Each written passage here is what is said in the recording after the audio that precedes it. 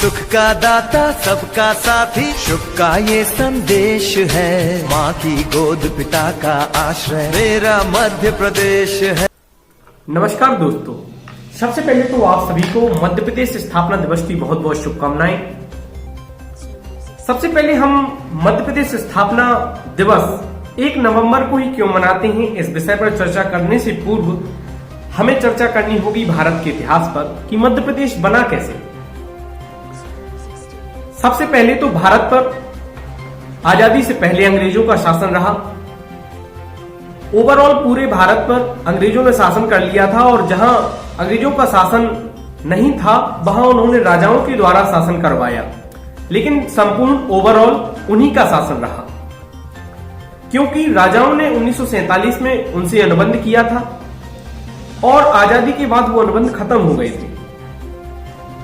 जो राज्य स्वतंत्र भारत में नहीं मिलना चाहते थे, उन्होंने अपने राज्य को स्वतंत्र रूप से बनाए रखने का फैसला किया।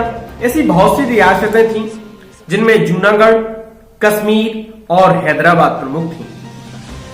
सरदार वल्लभ भाई पटेल जो भारत देश के स्वतंत्र भारत के उप प्रधानमंत्री और गृह मंत्री रहे, उनका सपना था अखंड भारत का। तो उन्होंने 1953 में यानी आजादी के बाद 1953 में सभी रियासतों को मिलाने का प्रयास किया और सबको मिलने के लिए, स्वतंत्र भारत में मिलने के लिए मजबूर कर दिया।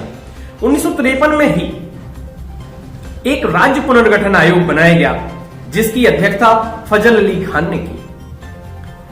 फजल अली खान साहब के द्वारा बनाया गया या उनकी अध्यक्षता में बना आयोग राज्य पुनर्गठन आयोग 1953 में, उसकी अनुशंसा पर भारत में राज्यों का निर्माण प्रारंभ हुआ और समस्त राज्यों की सीमाएं निर्धारित की गई।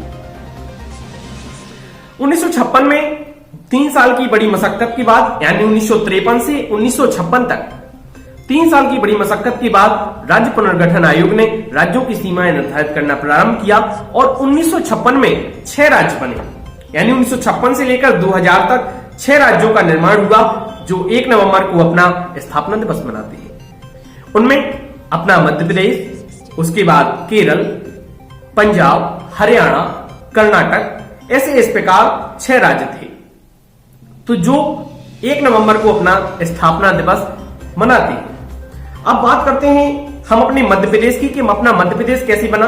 तो मध्य प्रदेश में 3 मुख्य रियासतें रहीं, एक तो मध्य भारत, दूसरी विंध्य प्रदेश और भोपाल रियासत। भोपाल रियासत, इन तीनों रियासतों को मिलाकर मध्य प्रदेश का निर्माण हुआ। तो इस प्रकार हमारा मध्य प्रदेश 1 नवंबर को अपना स्थापना दिवस मनाने लगा।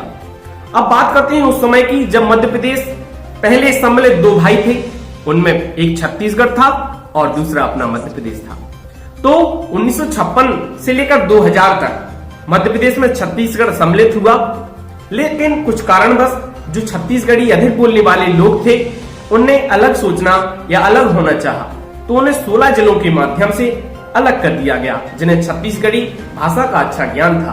तो 31 अक्टूबर 2000 को छत्तीसगढ़ को 16 जिलों के साथ विस्थापित कर मध्य प्रदेश के बगल में स्थापित कर दिया गया और हमारा मध्य प्रदेश पुनः 1 नवंबर 2000 को नए स्वरूप में स्थापित हुआ।